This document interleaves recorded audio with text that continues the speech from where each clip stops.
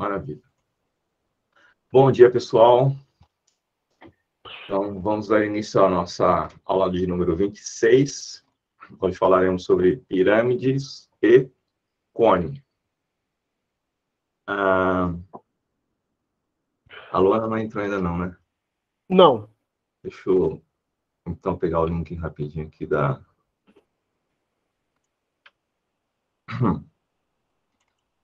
presença.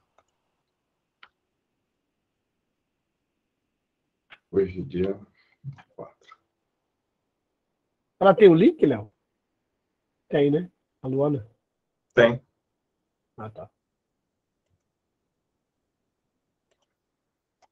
Deixa eu fazer uma cópia aqui.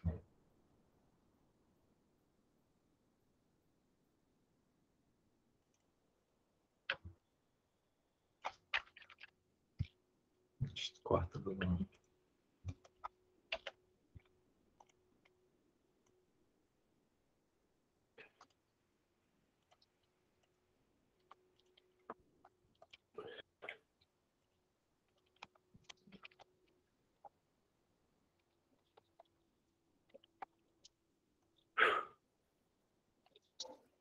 Pronto. Vamos ver se funciona.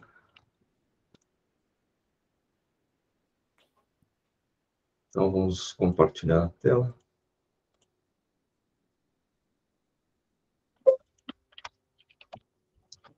Muito bem.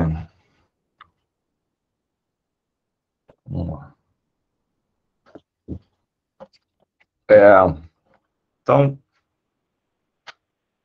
dando continuidade à geometria espacial, vamos falar sobre pirâmide e cone. E como a gente fez com cilindro e prisma, eu vou começar a definir o cone primeiro. Tá? Então, de novo, a gente vai definir, dado um plano alfa, né, esse cinza aqui embaixo, a gente vai definir uma curva simples, plana e fechada.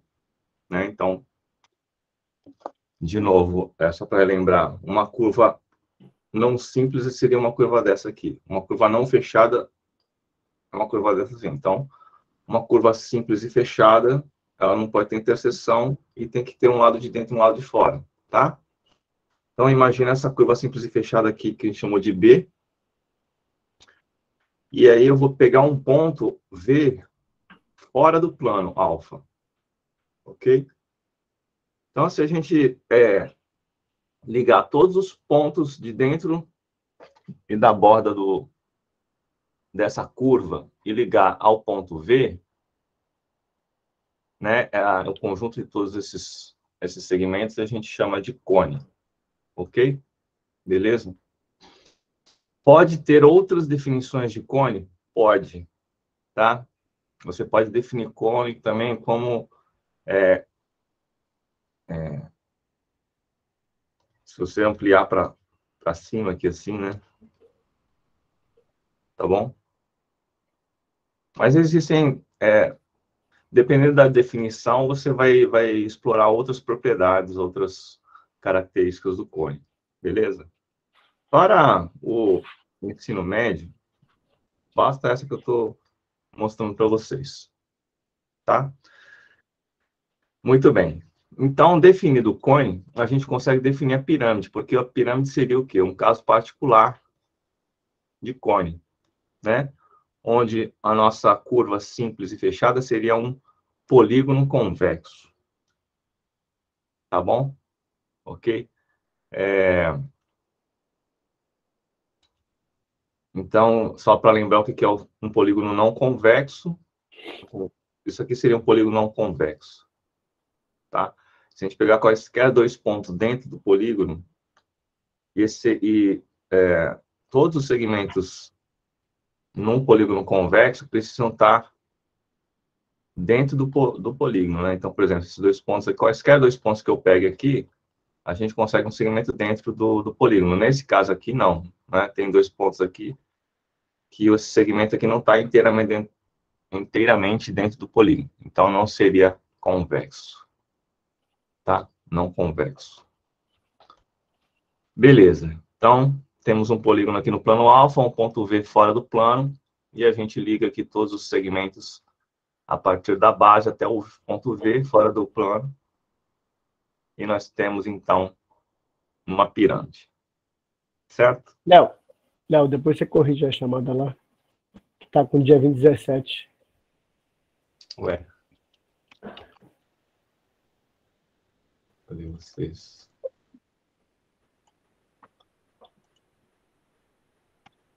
Ah, que coisa. Deveria mudar automaticamente aqui. Deveria. Mas ok. Obrigado pela... Valeu, Marcos.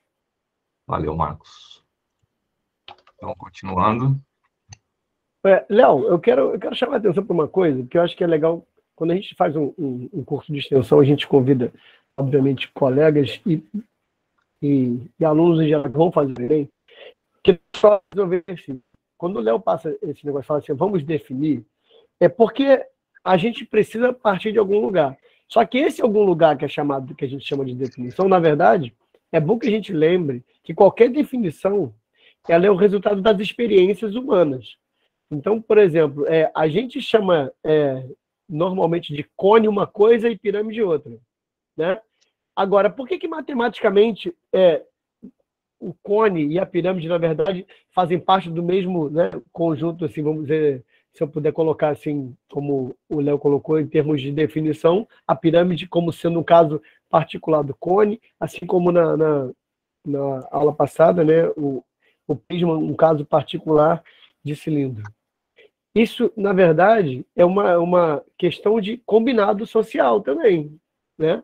Dentro do mundo matemático, a gente faz esse tipo de combinado para que a gente possa ter padrões que possibilitem a gente trabalhar de uma maneira filosoficamente até, né, vamos dizer assim, em relação à matemática, em termos de padrões, que me permitam não ficar criando uma porção de outras coisas para cada uma das coisas que acontecem no mundo. Então, a gente procura algo que seja, que contemple todas essas coisas, ou seja, a maior gama de coisas possíveis.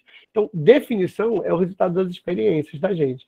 Mas a gente precisa dessas definições quando a gente vai estudar, principalmente geometria, porque senão, assim, se eu não defino, qualquer coisa serve.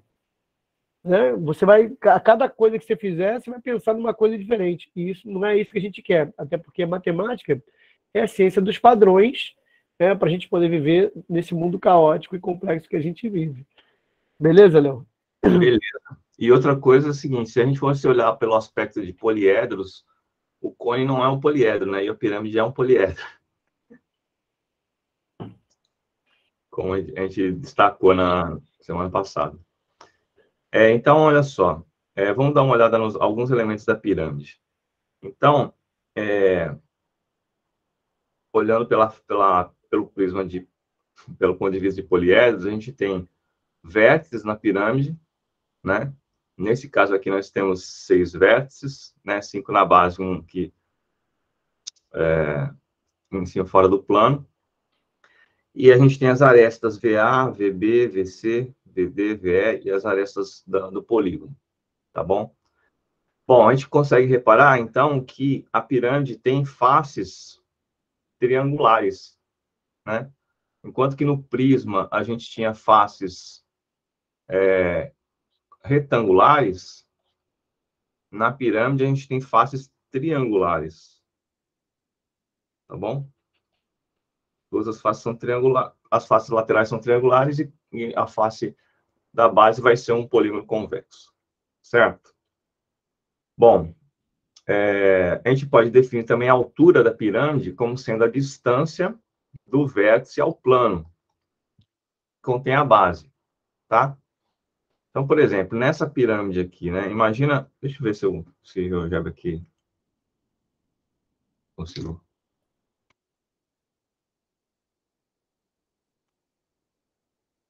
Muito bem. Então, temos aqui essa pirâmide, né? Então, temos um hexágono aqui na base e esse ponto fora do plano. Então, o que seria a altura? Né? Eu defini que a altura da pirâmide é a distância entre o ponto, o vértice, até o plano. A gente precisa dessa definição porque, sei lá, muitas pessoas poderiam achar que a altura da pirâmide seria a medida de uma das arestas, né? Ou então que a altura da pirâmide só existe se o segmento que liga o vértice ao plano, né, perpendicularmente, cai dentro da base, certo? Então, é legal que a gente perceba que a altura da pirâmide precisa ser esse segmento que é perpendicular, né, ao plano e passa pelo V, essa distância, esse segmento. Então, por exemplo, se eu começar a aproximar o ponto V do plano, claro que a altura da pirâmide vai diminuindo, certo? Ok? O legal é assim, o que é a altura? Se eu for pensar em termos pessoais, a altura é sempre a distância do ponto mais alto até o chão, né? E você não mede a altura assim, né? De lado. Você mede a altura reto. E olha só, reto, exatamente, a altura sempre faz um ângulo reto com a base. Beleza? Então, isso é o ponto mais alto até o chão, fazendo, obviamente, um ângulo reto, que é assim que a gente mede a altura. É sempre a distância do ponto mais alto até o chão. Exatamente. Se você Isso serve para qualquer, né, só geometria espacial, né? Até plana também. Claro, se você fosse pegar uma escada e colocar uma fita métrica, você colocaria a fita métrica no vértice e puxaria a fita métrica perpendicular ao solo, né? Tá bom? Beleza? Então, maravilha. E aí, tipos de pirâmide? Pirâmide regular, né? Então, a pirâmide regular, ela é definida da seguinte maneira. O polígono da base precisa ser um polígono regular, então, triângulo equilátero, quadrado, pentágono regular, hexágono regular, tá? E a projeção do vértice no polígono da base precisa cair no centro do polígono regular, tá bom? Se isso não acontecer, não é uma pirâmide regular. Só para lembrar, Aqui... obviamente, sempre fazer referência, assim, esses nomes trazem com eles uma porção de conceituação, né? Regular, todos os lados e os ângulos congruentes. Pronto. É isso. Né? Ou seja, com a mesma medida. Então, quando você fala de um polígono qualquer, um polígono regular, é que os seus lados têm a mesma medida e os seus ângulos também. Por isso que triângulo equilátero está falando de quadrados, sabe? E outras figuras que tenham os seus lados e os seus ângulos com a mesma medida. Então, a consequência de... Ixi, acho que eu não fiz um negócio... Mas, enfim, a consequência de termos uma pirâmide regular é que as faces laterais, elas sempre serão triângulos isósceles, correto? Tá bom? Sempre triângulos isósceles. Muito bem. E aí a nomenclatura das pirâmides é parecida com a nomenclatura dos prismas, né? Depende da base dele, então pode ser uma pirâmide triangular, e aí a base tem que ser um triângulo, quadrangular, um quadrilátero, né? Pentagonal, etc. Tudo bem? Então, aqui nós temos uma pirâmide quadrangular, aqui uma pirâmide hexagonal. Tronco de pirâmide e de cone. Então, o que seria o tronco de uma pirâmide e um cone? Então, você vai pegar uma pirâmide ou um cone qualquer e vai traçar um plano paralelo ao plano da base, que tenha uma interseção diferente do vértice, né? E passa pelo cone ou pela pirâmide, e aí você arranca a parte de cima, tá? E considera só a parte de baixo. Tá legal? Isso daí a gente vai definir como sendo tronco, tanto de pirâmide quanto de cone. Ok? Então, vamos ver aqui. Cadê os pontos? Movimentar. Então, no caso aqui, eu fiz um corte, pegando um plano, né, e cortei a pirâmide e o cone. E aí, quando a gente tem um cone cujo vértice, a projeção do vértice cai no centro do círculo aqui, né? A gente pode ter um tronco de cone de revolução aqui, certo? Onde o que nós temos aqui, né, é um trapézio retângulo, né? E aí, fazendo esse giro desse trapézio retângulo, a gente tem um tronco de cone, tá bom? Beleza?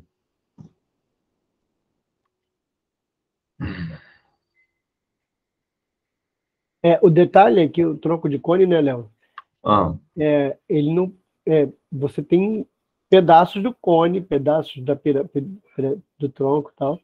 Quando o Léo falou que traça um plano e tem que ter interseção, normalmente a gente pensa nesse tronco sempre paralelo, né? Sim, sim. O plano tem que ser paralelo ao plano da base. Isso, que é comum. Quando tem... É possível você ver pedaço assim, oblíquo, mas isso não é comum cair, não é pedido, normalmente não é pedido. Né? Exatamente. Mas tem os pedaços aí só para... Você pode cortar ele assim, ele continua sendo um pedaço do cone, só que é tronco oblíquo, né? Isso. Bom, vocês conseguem imaginar no cotidiano alguma utilidade para um tronco de cone ou tronco de pirâmide?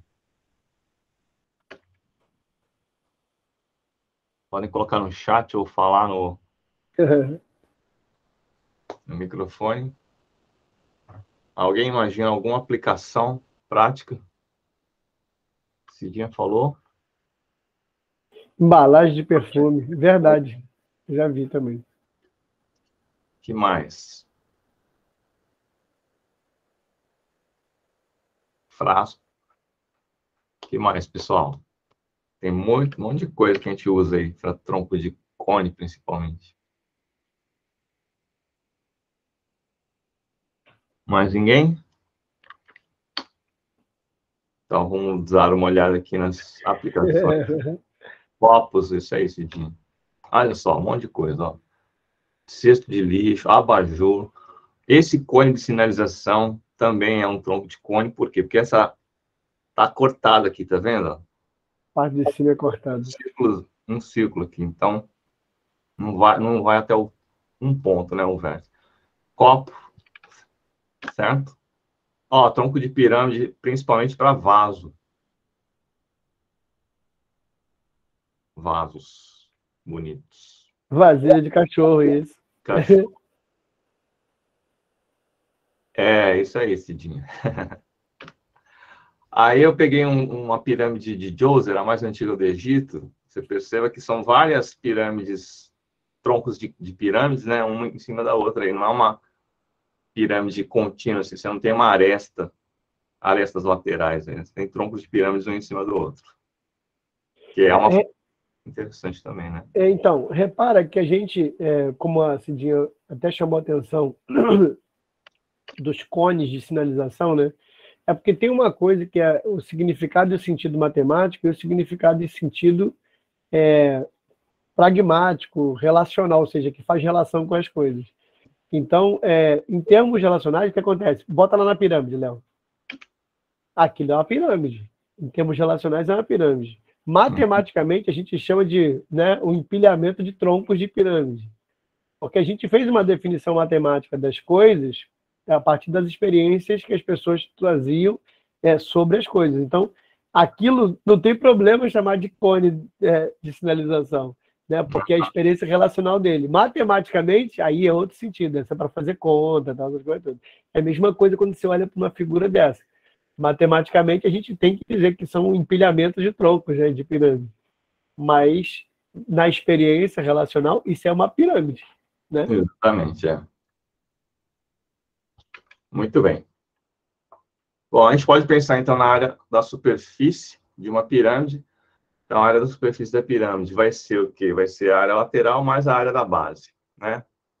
Então, está escrito aqui, ó, a área da base mais a área lateral. A área da base vai depender do polígono, né? E a área lateral, claro, vai depender da posição do vértice, etc. Mas a gente define a área da superfície total da pirâmide sendo essa soma, da área da base mais a área lateral, tá? Deixa eu ver o que é isso aqui, que eu nem lembro mais o que é. É a planificação. Planificação. Planificação. Então, temos aqui uma pirâmide, né? E a gente pode... De base triangular, repara. De base triangular.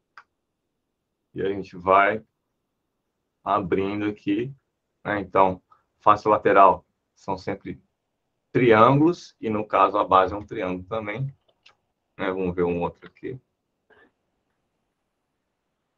Aqui já é a base quadrangular.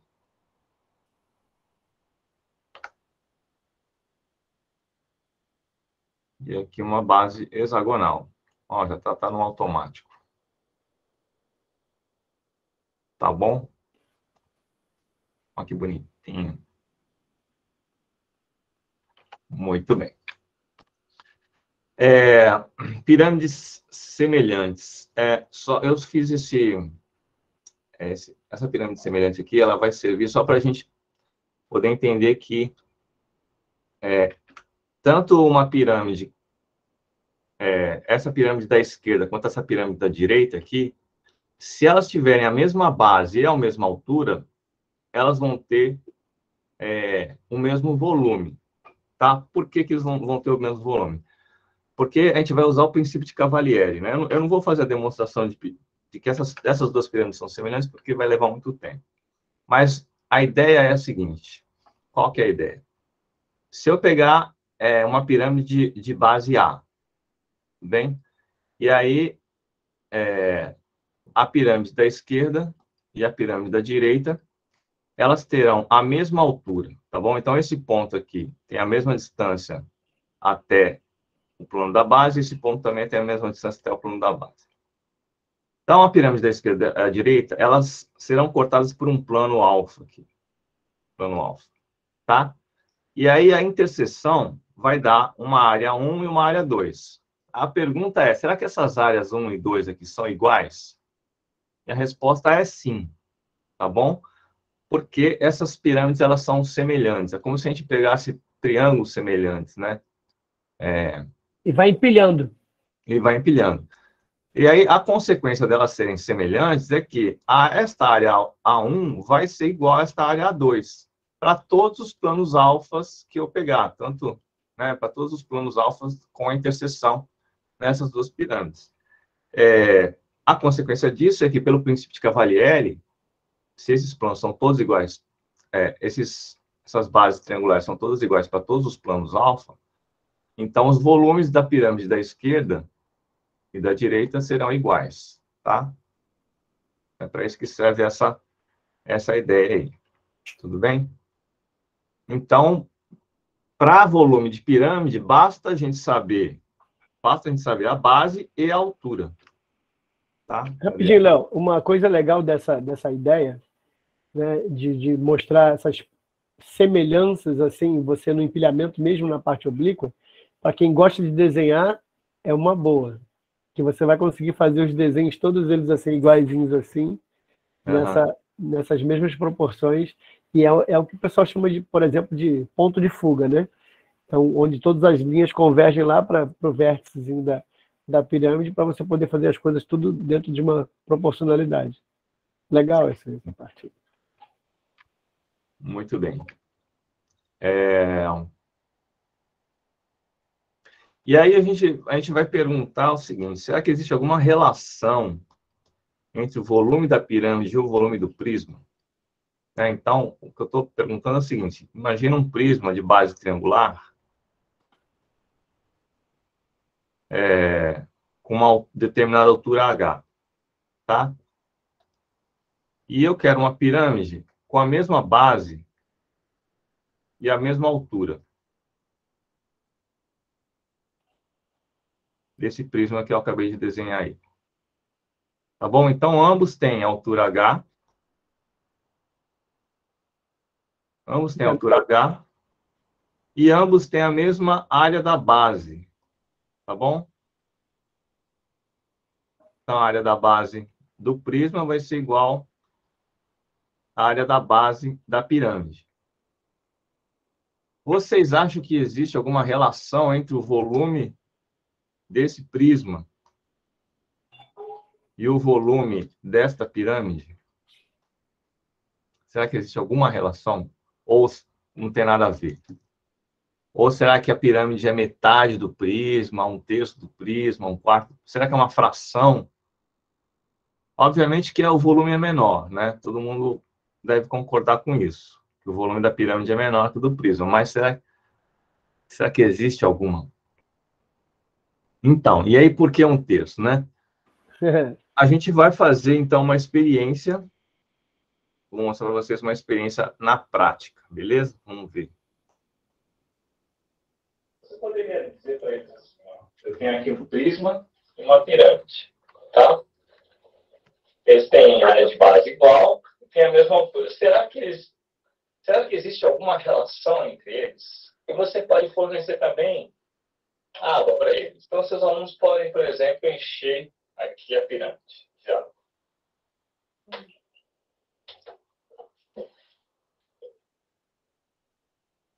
Vou trocar aqui então, Carol.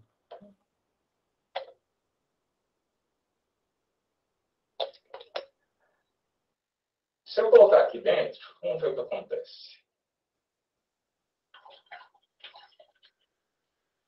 Foi.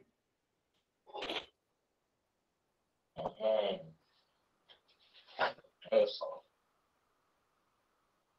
Não chegou nem na metade, né?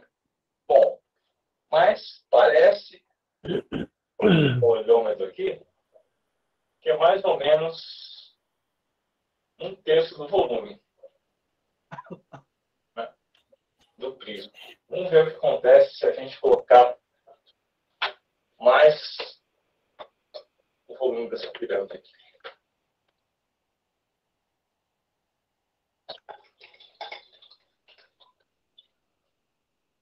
Ó, quase chega. Mais um. Será que vai dar 3?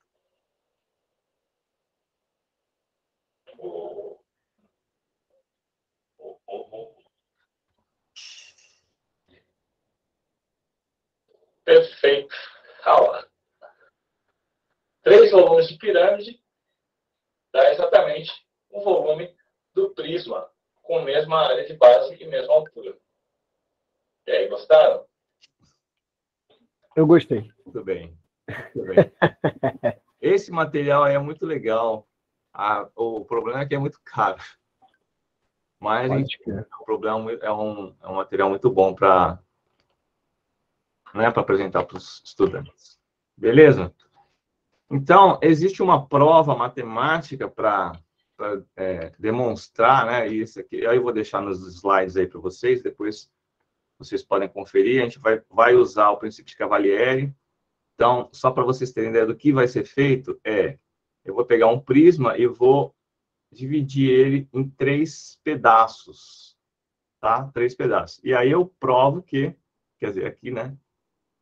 Eu provo que esses 3 pedaços têm o mesmo volume, tá? Então, se eu pego um prisma, divido ele em 3 pedaços e provo que esses 3 pedaços cada um deles tem o mesmo volume, significa que eu consegui dividir eles em 3 partes iguais, certo? E aí eu pego uma dessas partes e comparo com um prisma, né? E aí eu verifico que realmente, quer dizer, com uma pirâmide, né? Um desses 3 pedaços é uma pirâmide, né? Com a mesma base e mesma altura, tá? E aí a gente prova que o volume da pirâmide ele é um terço do prisma, ok? E aqui à direita a gente prova que qualquer. Então eu provei para um prisma de base triangular. Então aqui a consequência de um prisma, de uma pirâmide, né? Uma pirâmide de base triangular, e aí aqui a gente juntando pirâmides de base triangulares, a gente consegue pirâmides de base de qualquer polígono. Tá legal? Mas o importante é que vocês saibam isto aqui. Tá? O volume da pirâmide é 1/3 do volume do prisma, né? Como o volume do prisma é a área da base vezes a altura, então 1/3 da área da base vezes a altura. Tá legal, povo? Alguma dúvida com relação ao volume da pirâmide? Não dúvidas? Bom, então isso vai valer também para o cone, tá? Daqui a pouco a gente fala sobre o cone. Então vamos para o Enem 2020, primeira aplicação. Uma das 7 maravilhas do mundo moderno é o Templo de Kukulcán, localizado na cidade de Chichén Itzá, no México. Geometricamente, esse templo pode ser representado por um tronco reto de pirâmide de base quadrada. Então, o que seria um tronco reto de pirâmide de base quadrada? Então, você vai desenhar uma pirâmide, um quadrado aqui, né? Um ponto fora do plano da base, que tem que ter a projeção aqui no meio do quadrado, certo? Se você ligar todos esses pontos, essas arestas aqui, né? Os vértices do quadrado ao vértice aqui em cima. E aí você vai considerar um plano paralelo, que vai cortar esse tronco, tá bom? Então, isso aqui seria um tronco de pirâmide de base quadrada reto. Tronco reto. Tá? Dá para visualizar esse? Repararam que assim, tem que ficar claro que o tronco é um tronco reto? Por que o tronco reto? Porque esse plano tem que ser, o tronco reto ele é paralelo ao plano da base, para que todos os pontos ali embaixo, né, sejam, na verdade, alturas, ou seja, façam ângulos retos quando projetados embaixo. Porque pode ter um tronco oblíquo, né? Então tem que ser muito claro que é um tronco reto. E aí, se não for claro, essas respostas ali, as opções, não seriam possíveis de você... não seriam essas, né? As possibilidades. Sim. Mas é isso. Então, é importante você fazer pelo menos um esboço, tá? E aí tem que sentar aí na sua casa e tentar fazer uns desenhozinhos. Eles são importantes, principalmente. Quer dizer, em geometria é fundamental você fazer uns esboços aí, tá certo? Eu particularmente gosto de desenhar qualquer coisa. Léo, eu achei aqui um negócio aqui que eu tenho antigo aqui para mostrar no GeoGebra. Rapidinho. Deixa eu mostrar aqui para o pessoal no GeoGebra, principalmente pessoal, professor. Depois, todos esses arquivos, o legal é você procurar e dar crédito depois. Gente, eu juro para você, tem muito tempo que eu já peguei isso aqui e não lembro de quem foi. E eu achei muito legal. Assim, você tem um prisma, né, obviamente de base triangular, olha só que legal. Né? Você consegue fazer os cortes e mostrar que é realmente dividir em 3 quando você tem a pirâmide. Na verdade, são 3 pirâmides congruentes, ou seja, iguais, com as mesmas medidas. E aí, isso dá uma demonstração visual de que é 1/3 do prisma. Legal, né? Maravilha. Deixa eu voltar aqui, então.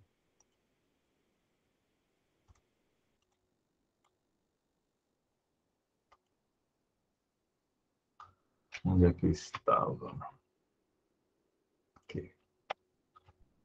Então, a pergunta é: as quantidades de cada tipo de figura plana que formam esse tronco de pirâmide são. Então, antes de olhar as alternativas, vamos pegar aqui duas cores. Então, a gente tem, certamente, na base, um quadrado, né?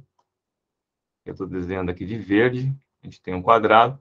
Na base de cima do tronco, a gente tem um quadrado menor, correto?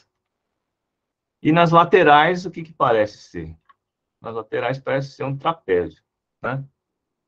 trapézio. Então, vamos olhar as alternativas aqui.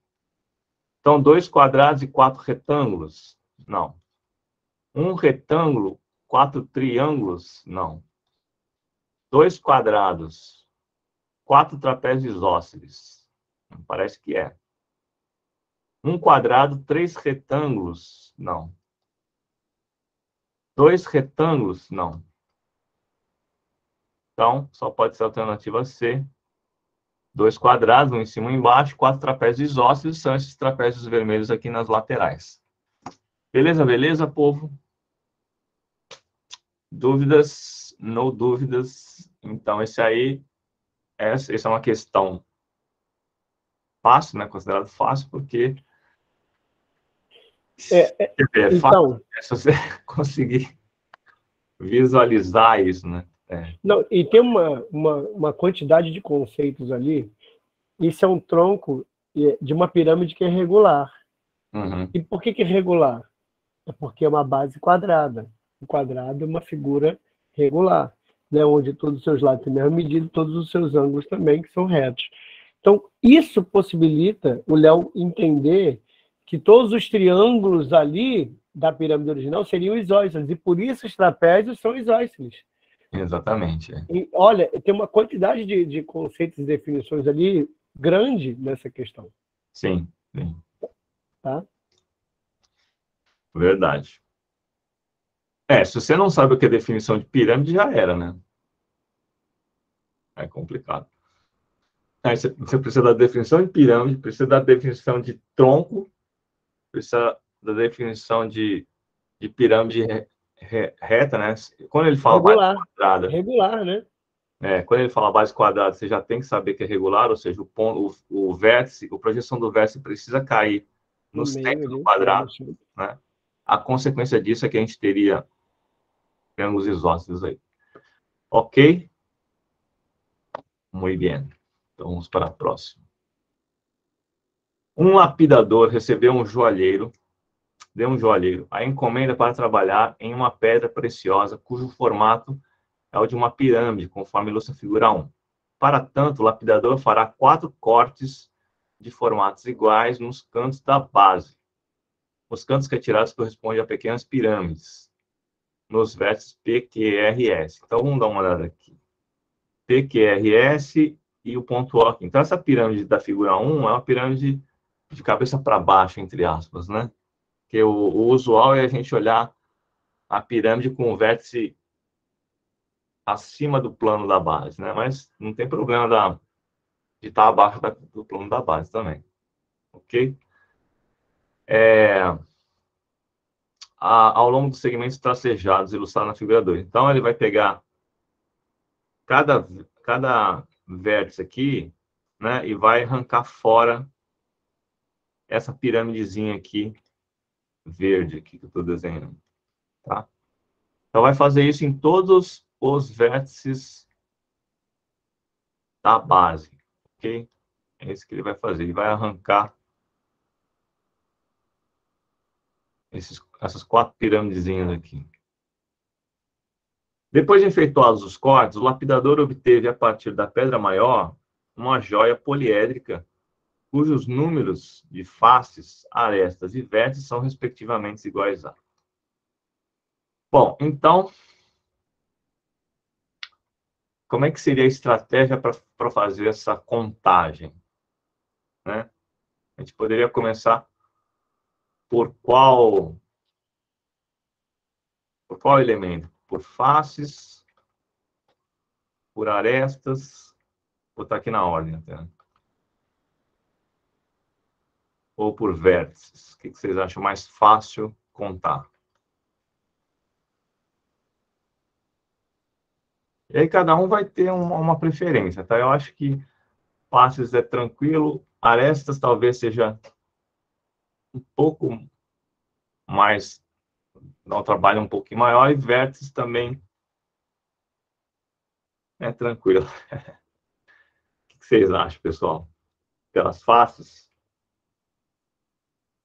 A Alessandra falou fácil, porque já elimina as outras. Bom, vamos começar então pelas faces, depois a gente vai para os outros, tá? Então, quantas faces nós temos originalmente? Então, a gente conta uma da base, né? Uma da base. E como o nosso polígono da base é um quadrilátero, claro que a gente vai ter 4 faces laterais, certo? Tem 4 faces laterais. Essa daqui, da esquerda, essa aqui mais da frente, a da atrás lá da esquerda e a lá de trás da direita. Então, nós temos 5 faces, ok? Bom, e aí o que acontece na pirâmide da joia, né? Na pirâmide da joia, perceba que as faces que temos na pirâmide 1 permanecem, né? Elas não vão ser... elas não somem, assim, né? Elas são modificadas, mas elas não somem. O que acontece é que nós temos mais 4 faces novas, né? Então, perceba que quando a gente tira, por exemplo, esse vértice P aqui, a gente vai ter o quê? Uma face triangular aqui, ó. Né? Então, vamos ter mais 4 faces triangulares, além das 5. Vocês concordam com isso? E aí vai dar 9. E aí a gente elimina 3 alternativas aqui.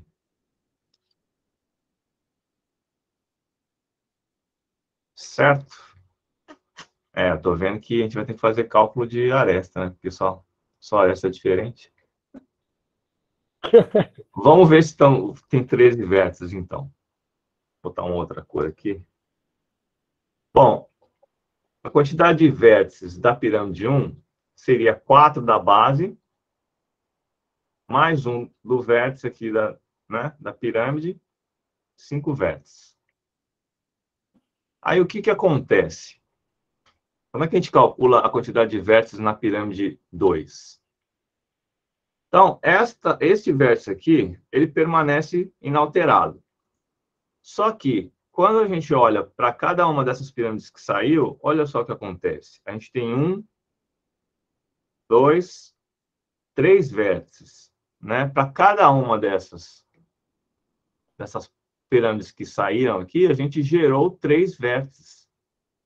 Então, 3 vezes 4 dessas pirâmides, a gente tem 3 vezes 4, 12, mais esse vértice aqui, a gente tem 13. Ok? Então, a gente não consegue eliminar nem a A nem a B. A gente vai ter que fazer a letra C. Ou a gente vai ter que fazer a quantidade de arestas. Vamos pensar na quantidade de arestas, então. Vamos lá. Então, a quantidade de arestas na pirâmide 1, como é que a gente calcula? Se você olhar para a base, tem 4. Né? Olha para a base, tem 4. E aí, para cada vértice da base que liga ao vértice da pirâmide, a gente tem mais 4. 4 mais 4, 8. Certo? Muito bem. O que acontece na pirâmide 2 é que essas 8 vão permanecer. Vocês concordam? Porque, ó, continua aqui, ó. 1, 2, 3, 4. E 1, 2, 3, 4. Só que quando a gente tira uma pirâmide daqui do P, por exemplo, a gente está gerando mais quantas arestas? Aqui, ó. 1, 2, mais 3 arestas. Certo? Só que são 4 pirâmides que eu tiro, né? Então, vai ser 3 vezes 4 de novo. Então, as arestas originais continuam 8, só que eu tenho que adicionar mais essas 3 vezes 4 aqui. Deu para entender, pessoal, o raciocínio? Então, 8 mais 12, 20. Léo, Oi. eu acho que é uma boa oportunidade de falar de Euler aí, né? Ah, sim, né? Então, tem uma relação que foi descoberta, experimentada e exaustivamente testada por Euler em alguns sólidos, sólidos que não fazem dobra para dentro, né? Vamos dizer assim, sólidos convexos. né, que são o seguinte, isso, a relação entre, se você somar os vértices com as faces, sempre vai dar o de arestas mais 2. Tá? Ah, professor, então quer dizer que, e se tiver, por exemplo, aqueles, faz um L aí, Léo, tipo um L, um sólido tipo um L aí.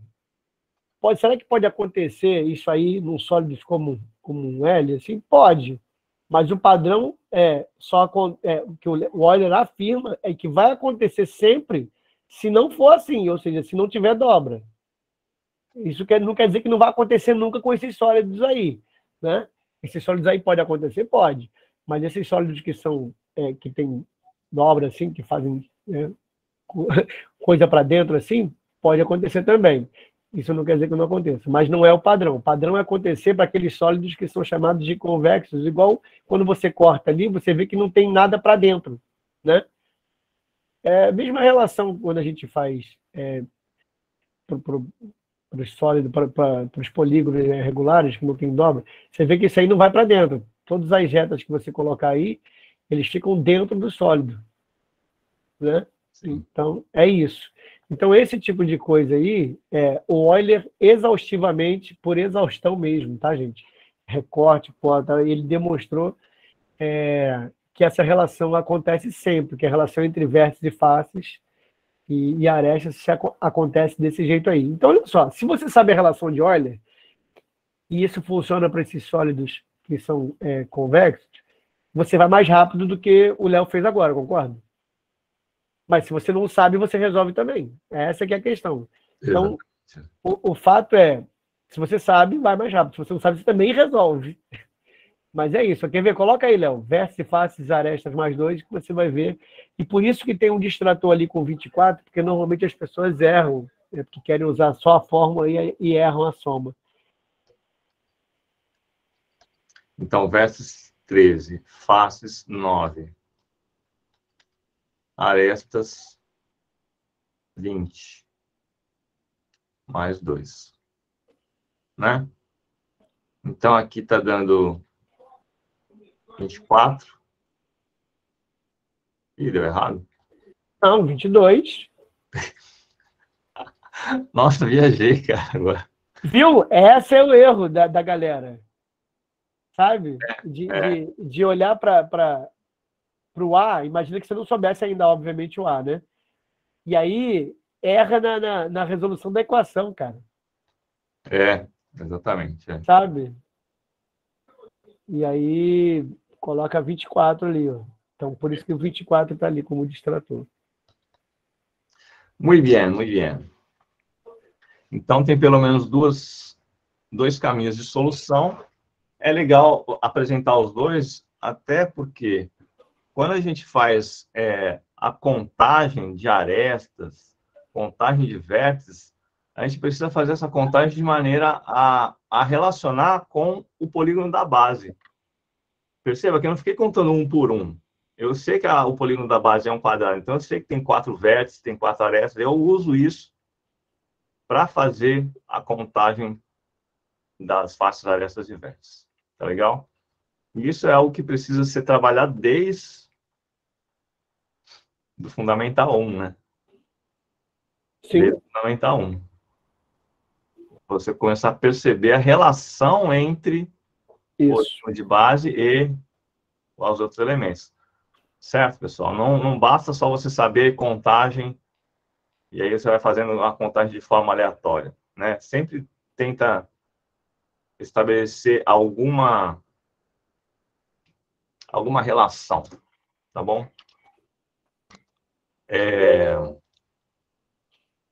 Peraí, só um pouquinho.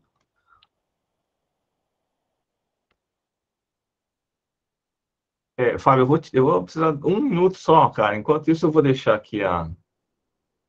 Não, beleza. Deixa eu ver aqui. Eu acho que eu tenho ela aqui. Tá em qual que você tá?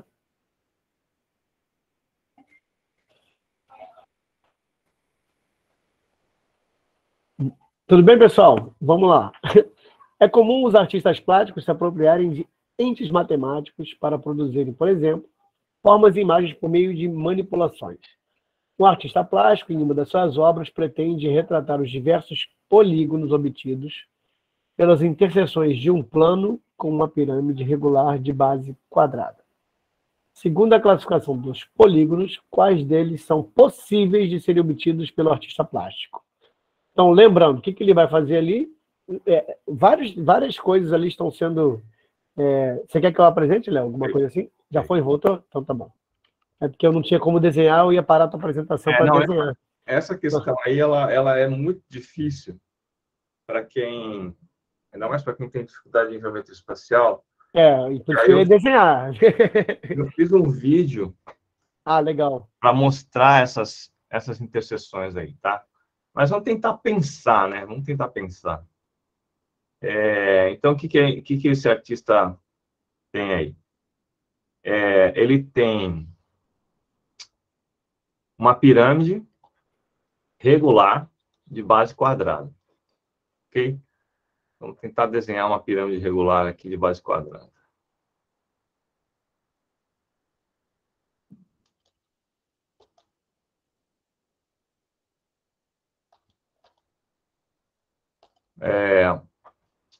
E aí, segundo a classificação dos polígonos, quais deles são possíveis de serem obtidos pelo artista plástico?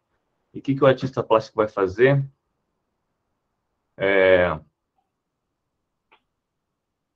Os diversos polígonos obtidos pelas interseções de um plano com a pirâmide, certo? Então, vamos lá. Qual seria uma interseção óbvia, assim? Então, se a gente pegasse, por exemplo, um plano paralelo à base, a gente tem o quê? Um quadrado, certo? A gente tem um quadrado aqui como interseção. Bom, todas as letras de A até E têm quadrados em suas respostas, certo? Ok. Que mais? Uma outra interseção que vocês conseguem enxergar aí. Vai lá, eu preciso da interação de vocês. Falem para mim aí. Você vai alterar esse plano alfa aqui de forma a obter várias interseções, ok? Então, por exemplo, a letra A está fora, por quê? Porque eu consigo triângulos. Todo mundo consegue enxergar uma interseção que dá um triângulo?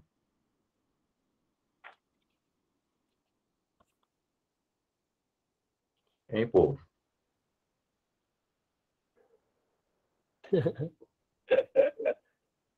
Alguém consegue enxergar? Porque senão aí...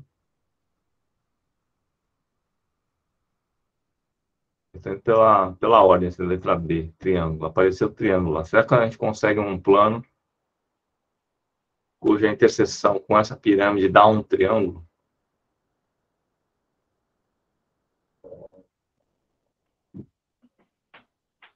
Então, vou botar outra cor aqui.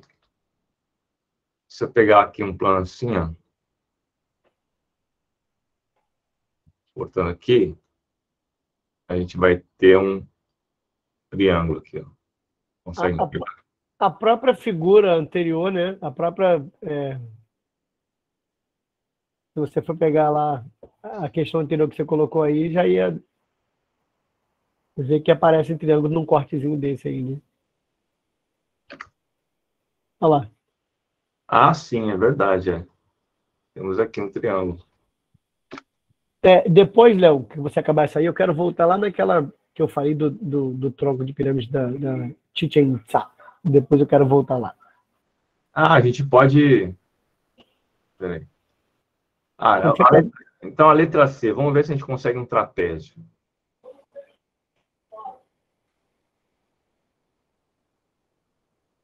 A gente consegue um trapézio, pessoal? O que vocês acham?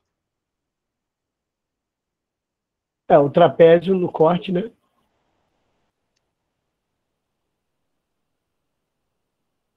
Alguém tem alguma ideia de como conseguir um trapézio da interseção de um plano com a pirâmide? O próprio tronco, né? Reto ali. Se você... Então, mas precisa ter uma interseção com o plano. Ah, sim, verdade. E eu que estou falando besteira. Eu tenho que ter um plano alfa. Imagina que esse plano alfa aqui é móvel, tá? Isso. E aí a gente vai considerar as interseções. Então, nessa primeira desenho que eu fiz, a interseção vai dar um quadrado. Se a gente cortar o plano aqui, numa das... Não, é só ficar oblíquo, né? O oblíquo vai ficar um triângulozinho aqui. Como é que eu consigo trapézio? A pergunta é, eu consigo ou não consigo? Se não conseguir, é a letra B. Ou então, quadrilátero, a gente precisa ver os outros. Quadriláteros irregulares e pentágonos. Então, olha só, imagina o seguinte, se eu inclinar esse plano alfa aqui um pouquinho, aqui está um plano alfa paralelo à base. Se eu inclinar ele um pouquinho, não sei se vocês conseguem perceber isso, mas eu vou inclinar ele um pouquinho, assim. Isso aí. Aí eu vou ter o seguinte, eu vou ter aqui, ó. Vai dar um... Vocês conseguem ver que dá um trapézio ou não? Ele tá assim, tá inclinado, ó. Ele não tá paralelo. Ele vira um trapézio, porque você repara só, gente. Quanto mais para baixo, Quanto mais para baixo, maior... ele alarga, né? A base do polígono, vamos dizer assim, eu pensar só no polígono, né? Se eu colocar ele aqui em cima, numa linha, quanto mais para baixo, ele vai ficar mais... Exatamente. Esse segmento aqui é maior que esse daqui de cima. Isso. Então, vai dar um trapézio. Trapézio, ok. Agora, será que a gente consegue um quadrilátero irregular? É nesse mesmo plano verde aí. Se a gente distorcer ele um pouquinho, Isso. né? Porque eu fixei esse cara aqui e fui descendo essa aresta mais para a esquerda aqui para baixo, né? Aí eu consigo um trapézio. Mas se eu torcer de alguma... Tentar desenhar aqui um negócio esquisito assim, vai dar um quadrilátero não regular, né? Quadrilátero irregular, no caso. Tá? Então, parece que a letra D tá ok também. Agora, o desafio é pentágono. Será que eu consigo um corte que dá um pentágono? Sim ou não? Alguém responde aí, por favor. Sim ou não? Intuitivamente. Detalhe, sim ou não e como, né? Porque vai que está enxergando o pentágono, mas de uma outra maneira, que ou a gente enxerga ou não enxerga, ou se é possível ou não é possível. Então, vamos pensar o seguinte. Teoricamente, se é possível ou não. Veja. Para você considerar para que você consiga um polígono, o polígono nada mais é do que a junção de segmentos, certo? E esses segmentos aqui, eles precisam estar em planos diferentes. Por exemplo, olha só esse preto aqui, ó. Esse segmento aqui está no plano dessa face da esquerda, lateral da esquerda. Esse segmento aqui está no plano da face triangular da direita. Esse segmento lá atrás, ele está no plano do triângulo da face lá de trás da direita, e esse último aqui está no plano da face triangular lá de trás da esquerda. Pergunta, quantas faces tem essa pirâmide?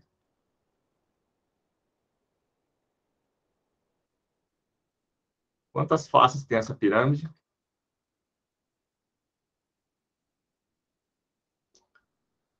Tem alguém escutando a aula? Incluindo a base, tá, gente? Quantas faces Incluindo a incluindo a base. base? É a face poliédrica dela. Tem 5 faces, certo? É a base mais as 4 laterais. Tem 5 faces. Então, teoricamente, se eu conseguisse um plano que cortasse as 5 faces, eu consigo 5 arestas. Concordam? Deu para entender a lógica? Eu preciso de um plano que consiga cortar as 5 faces. Será que eu consigo isso? É melhor desenhar outro, hein? Isso é mais difícil de enxergar, então por isso eu fiz esse videozinho aqui, vamos dar uma olhada. Ah, meu. As propagandas. Juro que não foi proposta. Esse plano aqui, horizontal, no caso, né? Mais óbvio é o quadrado. Pergunta: quais outros polígonos? Pirâmide.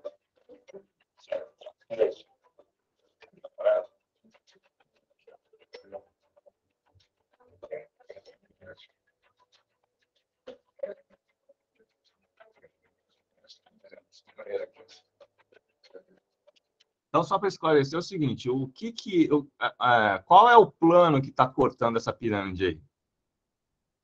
Percebe que o plano que está cortando essa pirâmide é o plano que representa essa superfície do líquido.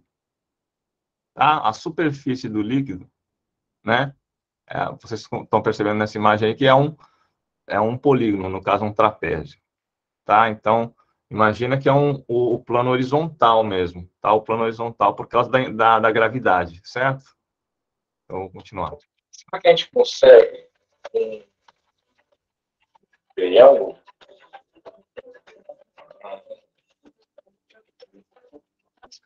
Dessa maneira que nós temos um triângulo.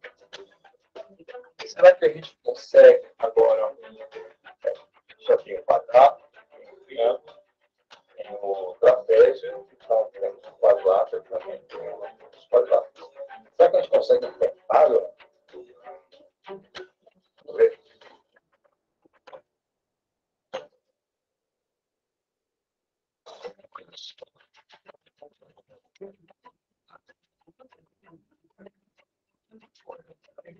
Agora, uma pergunta interessante também seria: será que é possível um hexágono? Então, na verdade, nessa pirâmide base quadrada é impossível ter um hexágono, como interseção de um plano com essa pirâmide. Por quê? Bom, porque na pirâmide tem no máximo 5 faces, né? Para ter um hexágono, precisaria ter um sólido de 6 faces, pelo menos. Beleza, beleza? Então é isso, pessoal. É porque para fazer o hexágono você precisaria de 6 pontinhas e você não tem. Exatamente. Você teria que ter os 6 vértices para ligar, você não vai ter. Exatamente. Muito bom, né? Gostei bastante dessa questão aí. Mas é uma questão difícil porque exige uma visualização razoável, né? Para você conseguir Sim. essa interseção. Muito bem. Então, chegamos a cone. A definição do cone a gente já deu. E o que eu preciso dizer do cone nessa parte aqui é que a fórmula para encontrarmos o volume do cone é a mesma fórmula para encontrarmos o volume da pirâmide, tá? Por quê? Pelo princípio de Cavalieri, se eu tomar uma pirâmide de base B e um cone com a mesma área da base B e a altura for igual, né? Todos os planos paralelos a alfa vão gerar interseções cujas áreas serão as mesmas. Tá bom? Então, fazendo isso para todos os planos paralelos a alfa, eu tenho, pelo princípio de Cavalieri, que esses volumes são iguais. Então, tanto o volume da pirâmide quanto do cone é 1/3 da área da base vezes a altura. Certo? Então, por isso que eu prefiro essa ordem de apresentação, né? Ou seja, prisma e cilindro. Por quê? Porque a fórmula é a mesma, a área da base vezes a altura, né, do volume, e cone e pirâmide, né? Porque também ambos têm a mesma fórmula, 1/3 da área da base vezes a altura. Certo? Ok? Aí tem uma visualização do GeoGebra aqui, do que eu estou dizendo com relação princípio de Cavalieri, tá? Então, o princípio de Cavalieri diz que se todos os planos paralelos ao plano da base têm interseções cujas áreas são iguais para todos os planos paralelos, isso implica que os volumes serão os mesmos, tá bom? Legal essa animação do GeoGebra, né, Fábio? Muito. Muito maneira. Muito bem. Então, voltando aqui. Bom, os tipos de cone. Então, nós temos o cone circular reto. Então, fazendo um paralelo com a pirâmide reta, a gente precisa que esse vértice aqui tenha uma projeção exatamente no centro do círculo. Oh, desculpa. Esse eixo aqui ele é perpendicular ao plano do círculo. Tá? O oblíquo, o segmento do vértice até o centro do círculo, ele vai ser não perpendicular. Certo?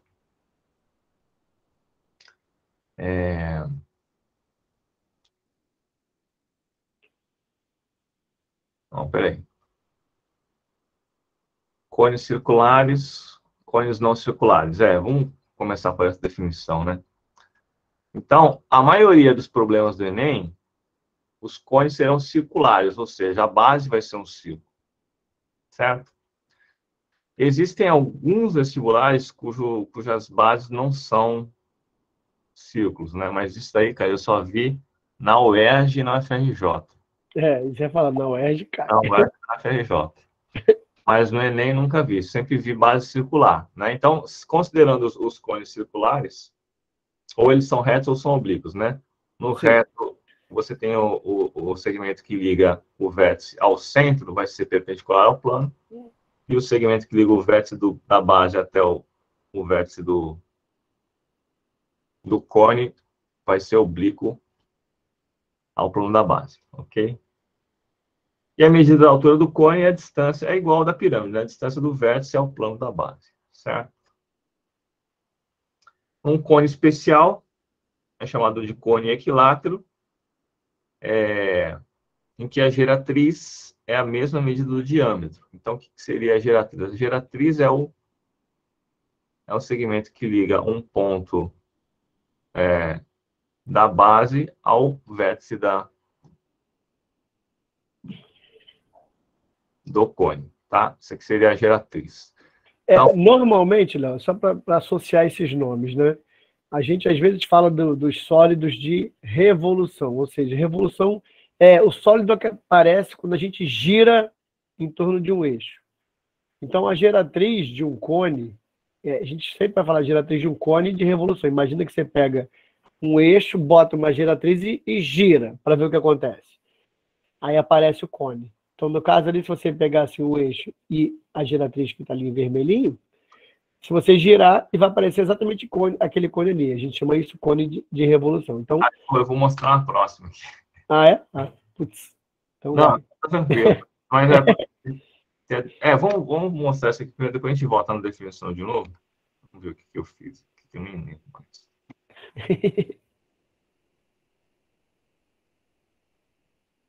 Então, isso aqui, então, nós temos aqui uma reta perpendicular ao plano alfa, né? E temos um triângulo aqui, temos um triângulo retângulo preso por um dos catetos aqui nesse eixo, tá? E vamos girar esse ponto aqui. Então, girando esse ponto aqui, a gente consegue um cone de revolução, tá? Como esse cateto aqui, ele é fixo, né? A medida dele é fixa, isso aqui vai representar o raio da circunferência da base, do círculo da base, beleza? Tá? O que é isso aqui? Uma coisa. Fiz uma brincadeira com o peão do Silvio Santos, aí botei essa.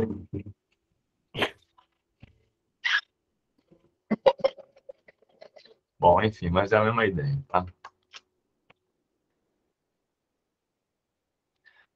Tudo bem, pessoal? Então, Se a gente tem essa geratriz aqui igual à medida do diâmetro, ou seja, de 2 raios, né? 2 raios, a gente diz que esse cone é um cone equilátero, tá? E assim, ele é definido equilátero, Léo, justamente porque quando você corta ele e olha ele assim, chapado, ele vai parecer um triângulo equilátero. Exatamente, Nós teremos um triângulo equilátero aqui, cujo lado é 2R, certo? 2R, 2R, 2R. Beleza, beleza? Muito bem. E a planificação do cone reto é uma coisa muito legal de se fazer em sala de aula, né? Então... O que é curioso, eu vou falar da planificação, que assim, se você não planificar, botar o cone fechado e perguntar que figuras vão aparecer quando você abrir, muita gente vai dizer que aparece um triângulo. Exatamente. Então, é importante fazer essa experiência em sala de aula, caso... Porque muita gente acha que a planificação dessa parte lateral do cone vai dar um triângulo, né? Mas não. Então, a parte de baixo, já que é um círculo, isso aqui não tem problema de se imaginar, só que o problema é o que acontece quando a gente faz um corte aqui. Isso. A gente faz esse corte aqui, pega um ponto do círculo da base e corta até o vértice do cone e abre, né? As pessoas têm dificuldade de imaginar qual é o resultado, tá? E esse resultado é o quê, pessoal?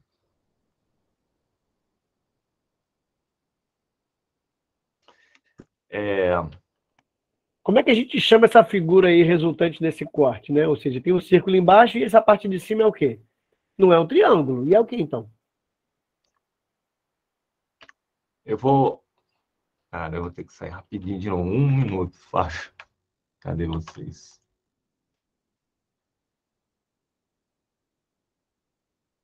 Isso, Francisco, a gente tem essa definição, né? A definição para esse tipo de corte é um setor de um círculo, que a gente chama de setor circular. E essas definições são importantes, gente, porque numa questão de matemática, isso pode aparecer, um setor circular e tal. E se eu não sei o que é um setor circular, eu não faço a questão. E às vezes é mais simples do que a gente imagina. Basta a gente também saber e reconhecer os nomes, né, de como a gente define essas coisas. Obrigado, Francisco. E aí vocês estão vendo aí uma maneira de olhar para a planificação, né, do cone. O cone sendo aberto a partir de um corte.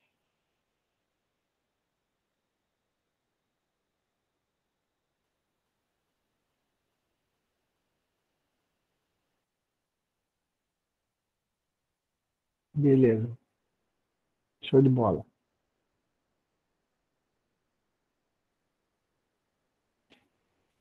Conseguiu, né? Voltei. Então, uma coisa interessante a se observar é por que dá um setor circular, né? Porque se você imaginar uma das geratrizes do cone, né? Então, por exemplo, quando a gente coloca aqui, ó, nessa posição, esse segmento aqui é uma das geratrizes, né? Como esse cone ele é um cone reto, ou seja, o vértice, a projeção do vértice cai no meio do centro do círculo, todas essas geratrizes têm a mesma medida, né? Então, se elas têm a mesma medida, é como se fosse um compasso aqui, né? Isso aqui é geratriz, isso aqui é geratriz, isso aqui é geratriz, tem tudo a mesma medida. Então, por isso que quando a gente desenrola isso aqui, vai dar um setor circular, ou seja, um pedaço do círculo, tá? Então, quando tiver... Você consegue diminuir o raio, Léo? Só para ver outras... Isso, olha lá. Tá vendo? Para ficar mais próximo do que a gente está imaginando ali, ó. Isso é Aquilo ali, muito... quanto maior o raio, você vê que abre o setor circular, fica mais aberto ainda. Né? É, Quando você diminui o raio, ele fica, o setor circular fica menor também. Olha lá. muito legal essa animação aqui. É sensacional.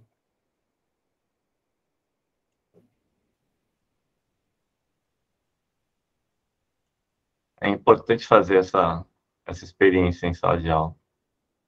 Eu também acho. Inclusive com concreto, com vários tamanhos aí de círculo embaixo.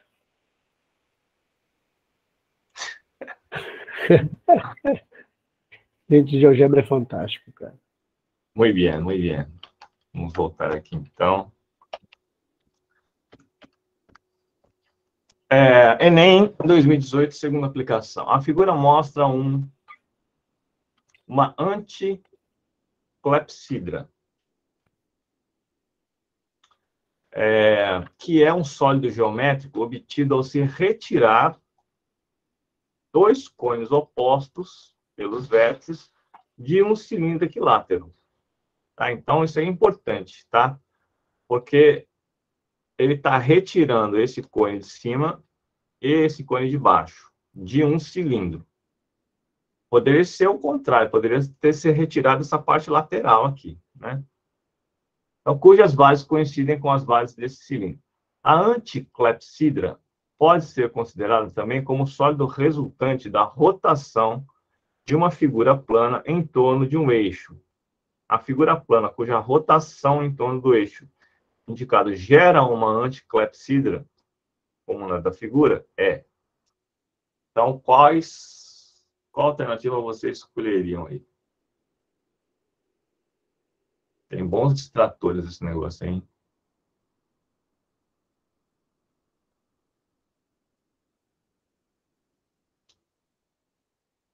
E aí, pessoal? Alternativa A, B, C, D ou E? A gente consegue eliminar alguma?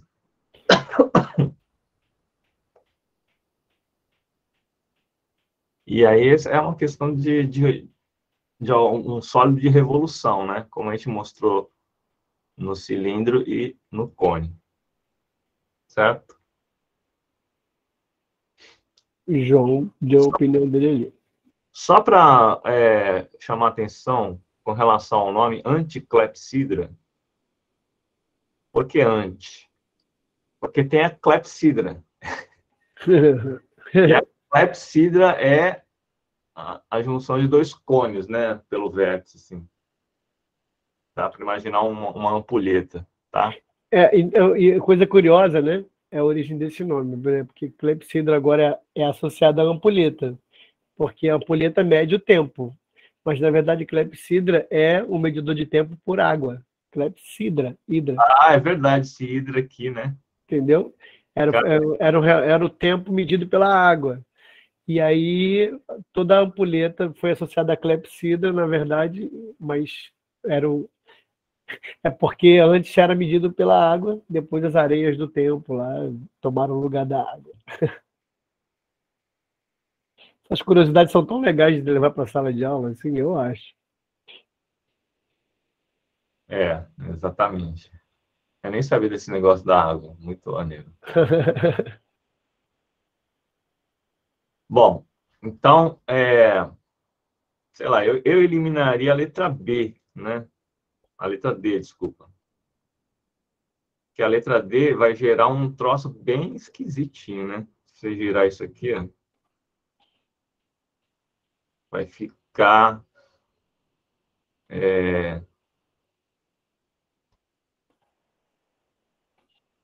Putz, eu nem sei como desenhar esse troço também, cara. Sim, ó.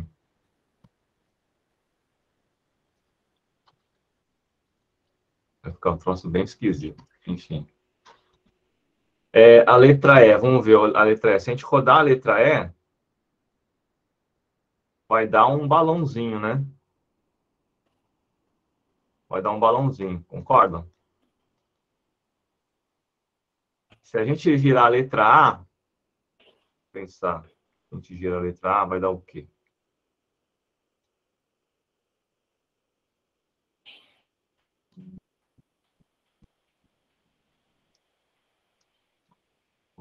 aqui dentro vai ter um buraco, concordam? Né? Aqui vai ser cheio, cheio, cheio, cheio, cheio. E aqui vai ter um buraco lá dentro. A letra A também está fora. A letra C vai dar exatamente a clepsidra. Concordam? Né? Essa parte aqui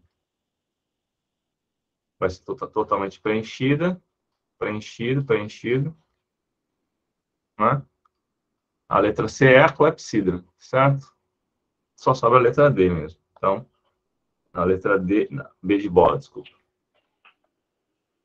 Na B de bola, a gente tem essa parte interna aqui, né? Difícil até de desenhar, nem sei como desenhar esse troço aqui. Tá, e é vazio essa parte de cima e a de baixo. Beleza, meu povo? Deu para entender? Letra B de bola.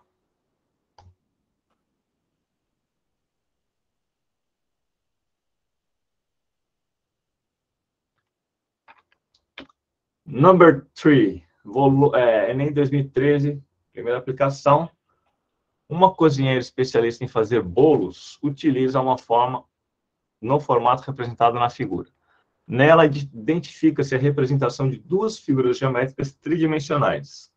Essas figuras são...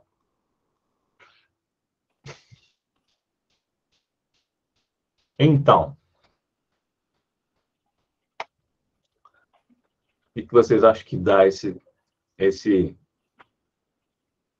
essa forma de bolo aí?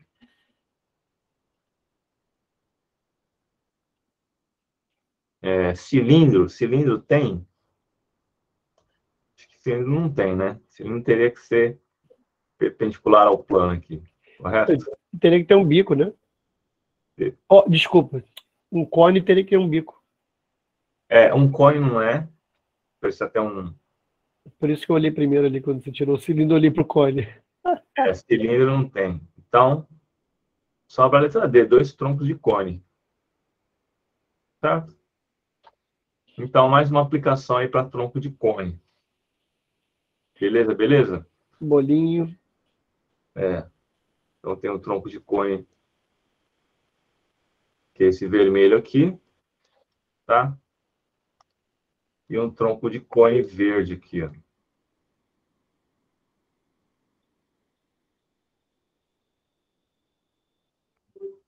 Beleza, povo? Dúvidas? Não, dúvidas? Vamos lá. Um sinalizador de trânsito tem o formato de um cone circular reto. O sinalizador precisa ser revestido externamente com adesivo fluorescente desde a sua base do cone, até a metade da sua altura. Até a metade da sua altura. Para a sinalização noturna. O responsável pela colocação do adesivo precisa fazer o corte do material de maneira que a forma do adesivo corresponda exatamente à parte da superfície lateral a ser revestida. Qual deverá ser a forma do adesivo?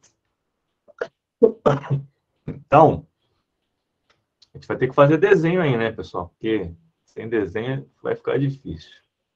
Então, vamos lá. Então, você tem um cone.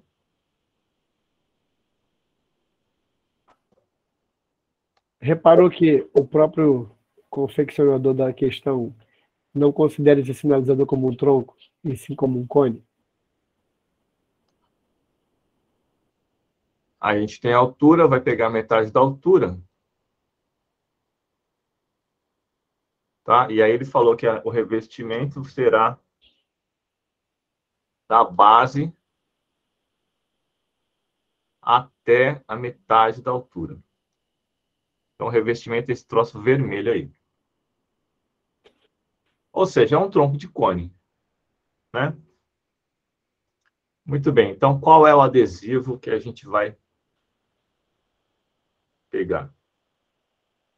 Será que é um triângulo? Eu acho que é legal a gente olhar para a base, né? Para eliminar. A base, a gente já viu na planificação do cone, que a base não fica reta, né? Então, fica reto. Letra A e B, vamos embora.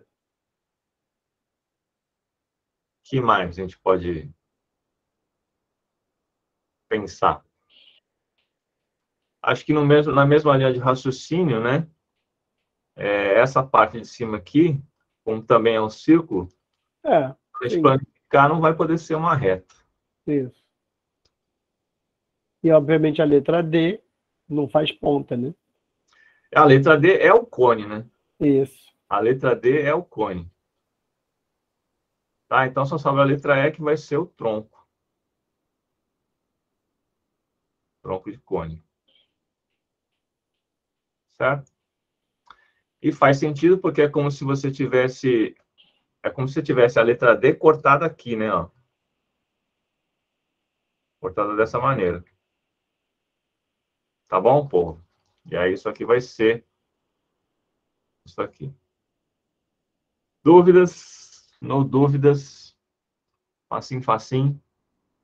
Né? Se você juntasse aqui, daria um setor circular. Muito bem. Número 7, 2014. Para comemorar o aniversário de uma cidade, um artista projetou uma escultura transparente e oca, cujo formato foi inspirado em uma ampulheta. Ela é formada por 3 partes de mesma altura. Mesma altura. 3 partes de mesma altura. 2 são troncos de cones iguais e outra um cilindro. Então, a gente já sabe que essa parte interna aqui é um cilindro. Essa parte do meio aqui, né? Em cima e embaixo, 2 troncos de cone. O topo da escultura foi ligado a uma torneira que verte água para dentro dela, com vazão constante. O gráfico que expressa a altura H da água na escultura em função do tempo T decorrido é. Bom, então a gente tem aqui esse objeto espacial aqui, a gente vai jogar água aqui dentro. A água vai começar a subir.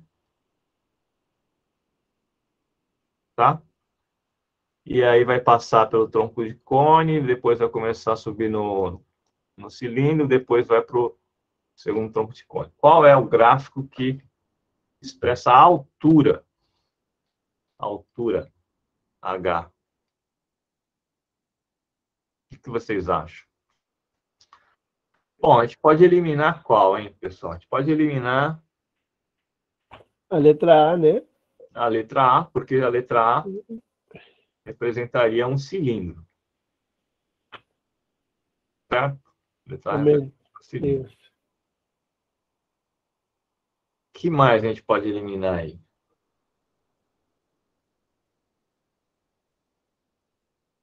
Letra A. Olha só. A letra C está dizendo o seguinte, que parece uma exponencial, né? Uhum. Parece uma exponencial.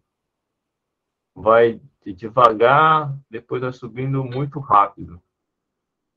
Isso não parece o caso. Por quê? Porque quando a água está aqui no cilindro, ela sobe linearmente, né? Ou seja,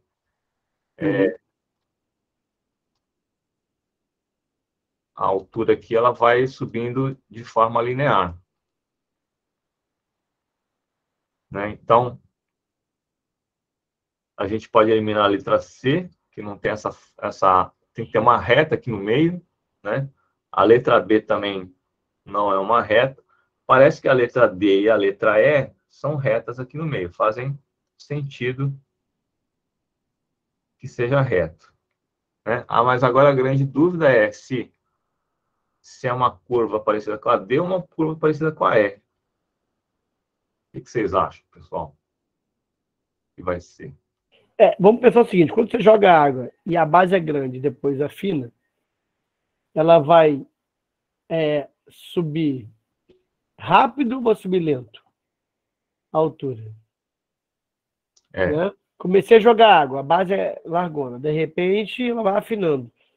Então, ao longo do tempo, né, vai a altura vai aumentando mais rápido, né, vamos dizer assim, ou mais lento nessa primeira etapa. Depois eu posso pensar da mesma forma lá em cima, que como eu já determinei que é linear no meio, beleza. Lá em cima, comecei a jogar água.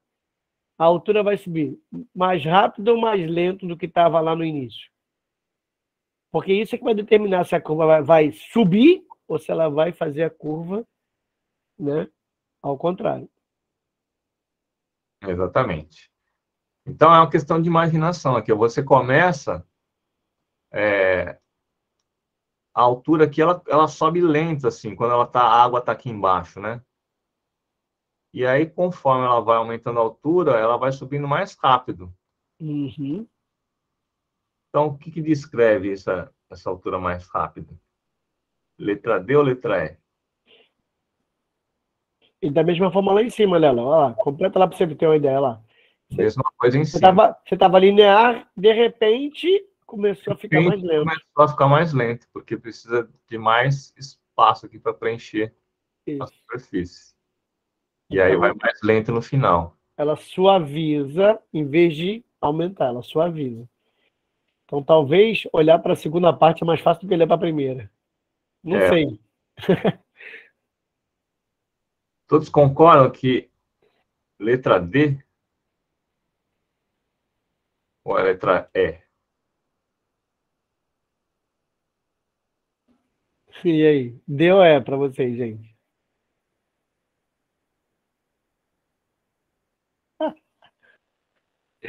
Legal, é o cri-cri.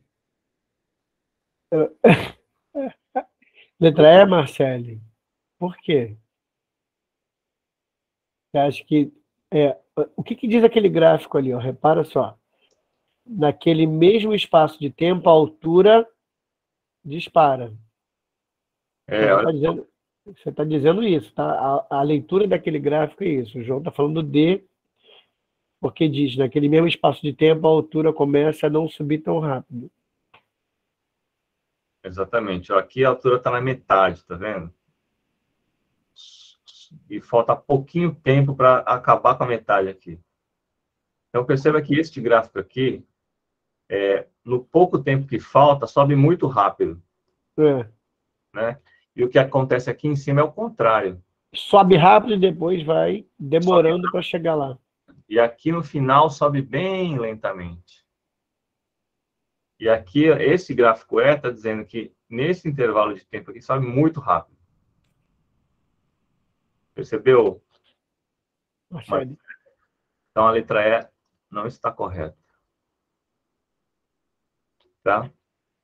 Então, se você for comparar com a letra D, ó, a metade daqui, ó,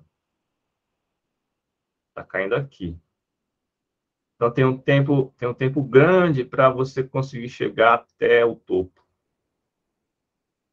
Tá? E nesse caso aqui, você tem um tempo curto para chegar até o topo. Então, aqui vai subir mais rápido. E não acontece isso aqui em cima. Beleza? Alternativa D. Tá? Então, não é uma questão fácil, assim, no caso, tão fácil médio. Tá bom? Maravilha. Então, vamos lá para a número 4. Em regiões agrícolas, é comum a presença de silos para armazenamento de secagem e produção de grãos, no formato de cilindro reto, sobreposto por um cone, e dimensões indicadas na figura. O silo fica cheio e o transporte de grãos é feito por caminhões de carga, cuja capacidade é 20 metros cúbicos. Uma região possui um silo cheio e apenas um caminhão para transportar os grãos para a usina de beneficiamento. Utilize 3 com aproximação para π. O número mínimo de viagens que o caminhão precisará fazer para transportar todo o volume de grãos armazenados no silo. É um silo só que ele está considerando, né? Uhum. Então, essa imagem de 3 silos aqui pode... Pois é. Né, cara? Que droga, hein? Exatamente. Enfim, o silo fica cheio. Então, vamos ver. Nós temos aqui um cilindro na parte cinza e um cone na parte branca. Vamos calcular primeiro o volume do cilindro. Então, O volume do cilindro é o quê? A área da base vezes a altura, né? A área da base é um círculo, então πr quadrado, certo? Pi vezes 3 ao quadrado, vezes a altura 12, tá? Então, como ele pediu para você considerar π igual a 3, então vai ficar 3 vezes 3 ao quadrado vezes 12, tá? Não faça essa conta ainda. Isso aqui tá em metro cúbico. Agora vamos para o volume do cone. O volume do cone. O volume do cone é 1/3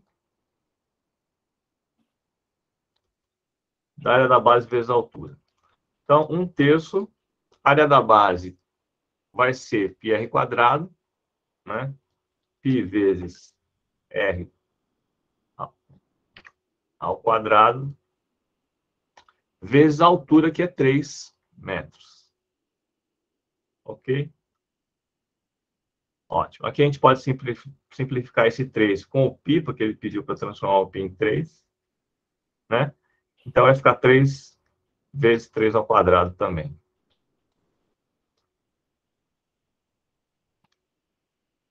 Certo?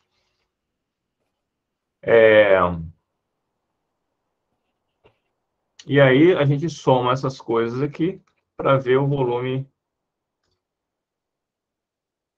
total. Então, o volume total será, vamos botar aqui 3 ao cubo vezes 12 mais 3 ao cubo. Que droga, hein, cara? Ah, O 20. Ah, que droga. Enfim, vamos ter que fazer a conta, infelizmente. Então vamos lá. 3 ao cubo é a mesma coisa que 3 vezes 3, 9, vezes 3, 27, vezes 12. Certo? 27 vezes 12 é 270, mais 54. 324, é isso? Acho que é. 324, tá? Então, o volume total, 324. Como cada caminhão vai ser 20 metros cúbicos, a sorte é que está tudo em metro cúbico. A gente não vai precisar transformar nada. Para saber a quantidade de caminhões, basta dividir 324 por 20. Né? Vamos dividir por 2, é mais fácil, né? Então, dividido por 2, aqui vai ficar 1, 6, 2. Dividido por 10, 16,2 caminhões. Vai precisar de 17 caminhões, concordam? C. Certo? Não, mas peraí. Você, 324, você fez 27 vezes 12.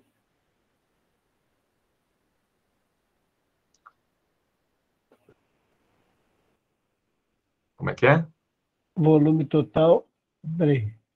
27 vezes 12 deu 324, mas faltou somar ali, Léo. Faltou somar mais 27. Ah, é verdade, cara. Você faltou somar os 27. Então, na verdade, é 351 ali. Não é tão simples dividir por 2. É mesmo. Se tivesse que dividir por 2, estaria aqui, né? Estaria ótimo. Que droga, 351.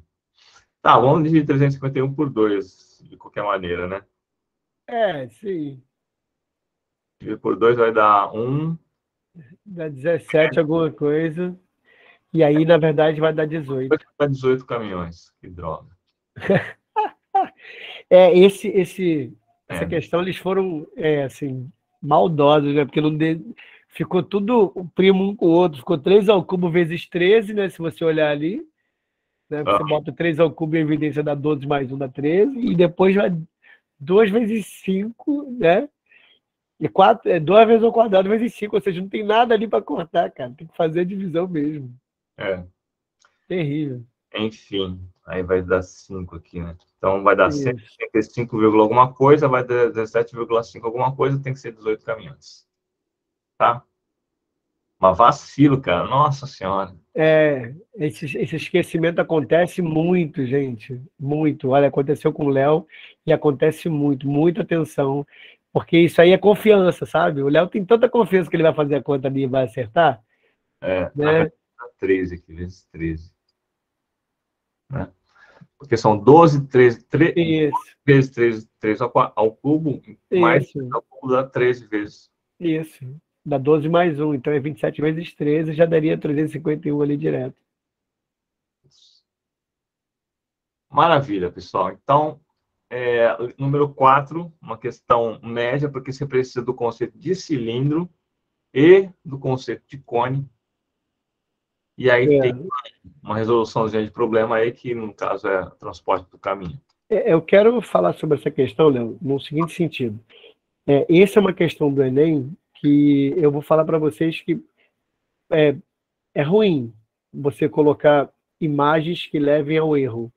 Na escola, não façam isso. Tá? A imagem tem que corresponder. Se você vai botar uma imagem, a imagem tem que corresponder ao que você está dizendo na questão. Então, a gente não pode transformar a questão, né, numa coisa que seja dúbia. O que ele quer dizer com aqueles dois ali? Se a imagem faz parte da questão, porque isso faz parte da questão, ela não pode não condizer com o que está ali. Então, na escola, a gente, exatamente, é uma questão armadilha, na verdade, nem é armadilha, João. É horrível, né? É isso aí. É uma questão ruim mesmo. A Porque, sorte é que não tem distrator que caia vezes 3, né? isso, exatamente. Mas na escola, a gente não pode, assim, até para professor, assim, não deve transformar uma imagem naquilo que não corresponde ao que está escrito na questão, né? Maravilha. Vamos lá para Enem 2015. Ao se perfurar um poço no chão, na forma de um cilindro circular reto. Ok. Toda a terra retirada é amontoada na forma de um cone circular reto, cujo raio da base é o triplo do raio do poço da altura. Então, vamos ver o que ele está querendo dizer com isso. Você vai fazer Você vai cavar aqui no chão. É claro que isso não é tão simples assim, né? De fazer. Mas, enfim, aqui está o chão, tá? E aí você vai cavar um cilindro circular reto, de raio da base R. Tá? E aí essa terra vai ser jogada aqui no solo, de forma que você vai jogando areia, né? Então, vai dar mais ou menos um cone, tá? Essa areia aqui. É isso que ele está querendo dizer. E ele está dizendo que esse raio aqui é o triplo, não é isso? Uhum. É o triplo do raio do poço, então vai ser 3R. Tá? E a altura é 2,4 metros. 2,4 metros. Sabe-se que o volume desse cone de terra é 20% maior do que o volume do poço, pois a terra fica mais fofa após escavada. Pergunta qual a profundidade em metros deste poço. Tá? Então, vamos tentar montar uma equaçãozinha aí com essas informações. Então, nós temos que o volume do cilindro é igual à área da base, πr quadrado, vezes a altura que eu quero saber, h, tá bom? E o volume do cone. O volume do cone é 1/3 da área da base, que é πr, no caso 3R, né?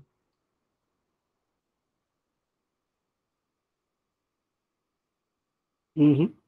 πr quadrado vezes a altura 2,4. E a informação que ele dá é que este volume do cone é 20% maior que o volume do poço. Tá? Então, vamos reescrever isso matematicamente, que o volume do cone é 20% maior. Então, lembra que aumentar 20% era a mesma coisa que multiplicar por... Alguém lembra? Aumentar 20%. Exatamente. Essas coisas são muito entrelaçadas, é legal isso. Por 1,2. Exatamente. Porque você tem 100% mais 20%, você tem 120%. 1,2. Esse 1,2, lembrando que é o 1 mais 0,2. O 0,2 é o 20%, né? Tá? É o 20 sobre 100, ou 0,2, ou 0,20. Isso facilita muito as nossas montagens de equação aqui. Certo? Então, é 1,2 vezes o volume do cilindro. Deu para entender essa fórmula, pessoal? Tá? Bom, agora é só substituir tudo aí na equação e ver. Vai dar uma equação do primeiro grau. Certo? Então, o volume do cone eu vou reescrever aqui desse lado de cá. Um terço de π. Aí, 3r quadrado. 3r ao quadrado vai dar 3 ao quadrado, 9. R ao quadrado vezes 2,4. E 1,2. Isso daqui tem que ser igual a 1,2 vezes π r quadrado vezes h. Tá? Então, perceba que a gente pode simplificar r quadrado com r quadrado. Pode simplificar π com π. E esse 1,2 vai estar multiplicando aqui, né? Não, simplifica lá, Léo. É metade de 2,4. Sim, é. Olha que beleza. 1,2 é a metade de 2,4, então a gente pode simplificar isso aqui com isso aqui. E aí vai dar 2 ali. Dá 2. Simplifico o 3 com 9, dá 3. Ficou lindão. Ficou facinho, facinho, sem fazer muitas contas. A altura é igual a 3. Não, 3 vezes 2. 3 vezes 2. 6. Isso. Metros. Letra B. Eu tô sem imagem porque minha internet começou a babar aqui. Tá, beleza. Eu acho que a gente pode finalizar por aqui hoje, então. É isso, pessoal. Cilindro e pirâmide, as questões são basicamente essas, né? Cadê vocês? Espero que vocês tenham gostado da nossa aulinha. Semana que vem estamos de volta. E é isso. Bom final de semana a todas e todos. Beijo, beijo. Tchau, tchau. Valeu, gente. Um abraço. Tchau, tchau. Galera, até a próxima. Para de gravar aí, Léo.